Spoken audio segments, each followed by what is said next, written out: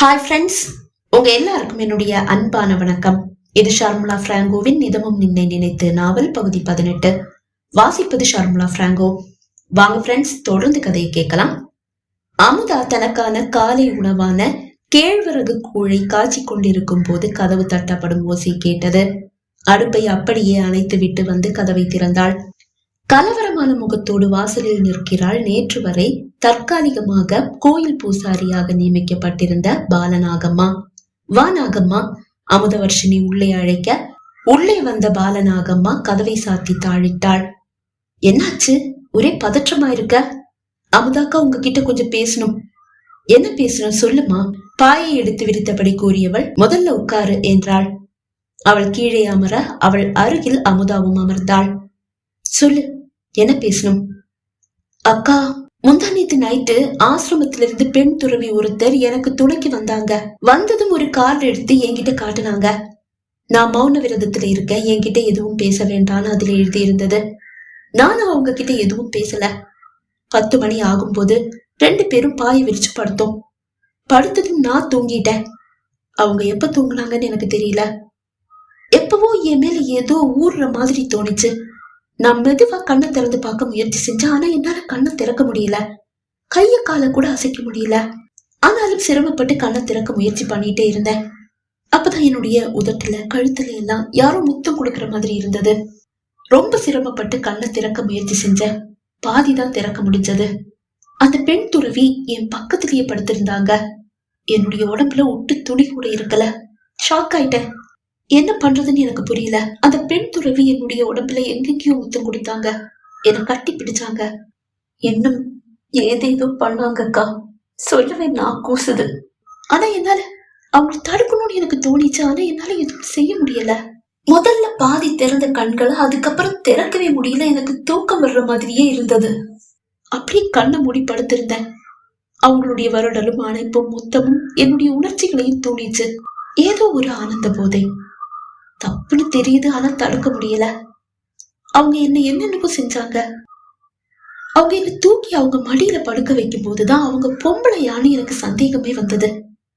அவங்க ஆவேசம், என்னுடைய உடம்பு கசக்கி பிழிஞ்ச விதம் எல்லாமே ஆம்பளைங்களுக்குரிய முரட்டுத்தனமா தான் எனக்கு தெரிஞ்சது. கண்ணை திறக்க முடியாததால நடக்கிறத என்னால உணர மட்டும்தான் முடிஞ்சது. கடைசியில என்னுடைய பெண் உறுப்புல எதையும் நுழைச்சாங்க. எனக்கு வலிச்சது. நான் லேசா முணங்கினேன். அந்த நேரத்துல என்னுடைய மூக்குல ஏதோ துணி வந்து விழுந்த மாதிரி இருந்தது. நான் அப்படியே தூங்கிட்டேனா இல்ல மயங்கிட்டேனான்னு எனக்கு தெரியல. எனக்கு எதுவும் நினைவில்ல. காலையில அவங்கதான் என்னை தட்டி எழுப்புனாங்க. ரொம்ப அசதியா இருந்தது. கண்ணை திறந்து பார்க்கும்போது எதுவும் நடக்காத மாதிரி இருந்தது. நான் என்னுடைய பாயில தனியா தான் படுத்திருந்தேன். அவங்க அப்பதான் எழுந்த மாதிரி பாயை சுருட்டி ஒரு மூலையில வச்சாங்க. நான் என்னுடைய உடம்ப பார்த்தேன். என் ட்ரெஸ் எல்லாம் அப்படியே தான் இருக்கு. நான் போறேன்னு கைஜாட செஞ்சுட்டு அந்த பெண் துறவி போயிட்டாங்க. நடந்ததெல்லாம் கனவு மாதிரியே இருந்தது.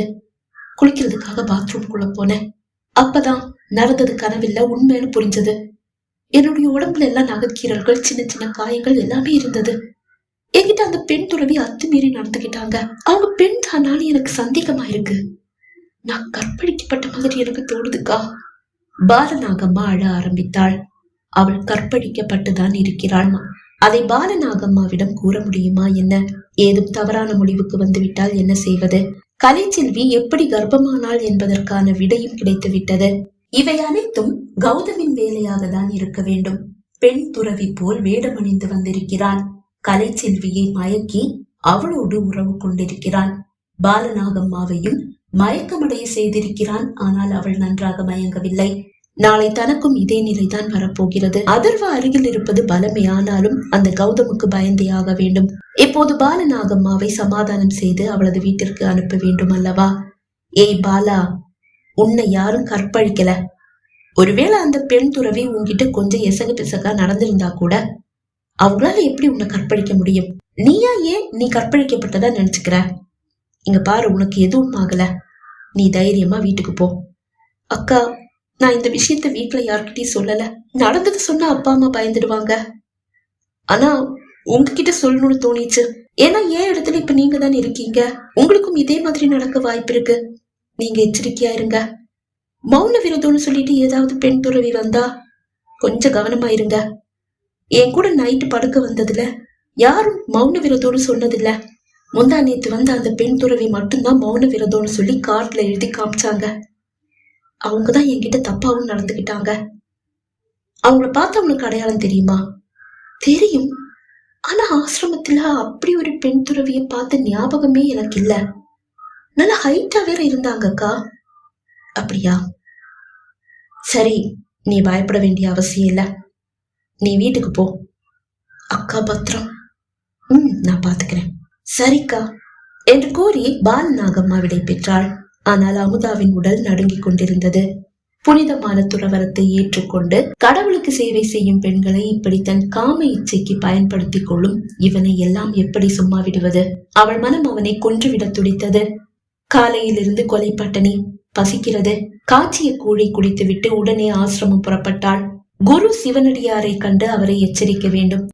அவரது உடல்நிலை மோசமாக இந்த போலி சந்நியாசி கௌதம் தான் காரணம் என்பதை அவருக்கு உணர்த்த வேண்டும். அவள் கால்கள் வேகமாக ஆசிரமத்தை நோக்கி நடந்தது. ஆனால் இதே நேரம் நிரஞ்சனும் மாறு வேடத்தில் இருக்கும் அதர்வாவும் ஆசிரமத்தில் சிவனடியாரின் முன்னால் அமர்ந்திருந்தனர். குருவே, இது என்னுடைய ஃப்ரெண்ட் ஆனந்த். வெளியூர்ல இருந்து உங்களை பாக்குறதுக்காகவே வந்திருக்கான். உங்ககிட்ட அவனுடைய வாழ்க்கை பிரச்சனைய சொல்லி அறிவுரை கேட்கறதுக்காக வந்திருக்கான். தனியா பேச ஆசைப்படுறான் என்று நிரஞ்சன் கூற தன் அருகில் அமர்ந்திருக்கும் சிஷ்யர்களை பார்த்தார் குரு. சிவஞானம் உட்பட 5 சிஷ்யர்களும் வெளியே செல்ல, குருவே, நானும் வெளியே போய் நிக்கிறேன். அவன் உங்ககிட்ட தனியா பேசணும்னு தான் சொல்றான் என்று கூறி நிரஞ்சனும் வெளியே வந்து விட்டான். சிவஞானம் எதையும் ஒட்டு கேட்டுவிடக் கூடாது என்று ஆசிரமத்திற்கு வரும் வழி அதர்வா நிரஞ்சனிடம் கூறியிருந்தான். அதனால்தான் வெளியே வந்த நிரஞ்சன் கதவை சாத்திவிட்டு கதவின் அருகிலேயே நின்று கொண்டான். அதுவரை கதவின் அருகில் நின்று கொண்டிருந்த சிவஞானமும் சிஷ்யர்களும் சற்று தள்ளி சென்று நின்று கொண்டனர். சிறிது நேரம் அங்கேயே நின்று கொண்டிருந்த சிவஞானம் மெல்ல நகர்ந்து நிரஞ்சனின் அருகில் வந்தார். உன் ஃப்ரெண்டு வாழ்க்கையில நிறைய பிரச்சனைகள் போல இருக்கு. ரொம்ப நேரமா பேசிட்டு இருக்காரு. ஆமா, நிறைய பிரச்சனை குடும்பத்துக்குள்ள. நான் தான் குருவை பத்தி சொல்லி அவரை வந்து பாருன்னு சொன்னேன். ஓ அப்படியா? போய் ஒரு 1/2 மணி நேரத்துக்கு மேல ஆச்சு, இன்னும் வெளியே வர காணோம். அதுதான் கேட்டேன். ஏனோ பொறுமையை இழந்து சிவஞானம் அங்கும் இங்கும் நடந்து கொண்டிருக்க ஒரு 1 மணி நேரம் கழித்துதான் குருவின் அறையிலிருந்து வெளியே வந்தான் அதர்வா. அவனை கண்டதும் அவன் அருகில் வந்த சிவஞானம், என்னப்பா பேசி முடிச்சிட்டியா என்று கேட்டார். முடிச்சிட்டேன். காலையிலிருந்து குரு எதுவுமே சாப்பிடல. அவருக்கு சாப்பிட ஏதாவது கொடுக்கலான்னு நினைக்கும் போதுதான் நீங்க வந்தீங்க. இவ்வளவு நேரம் எடுத்துக்கிட்டீங்கப்பா. பாவம், அவரு கொலை பட்டணி.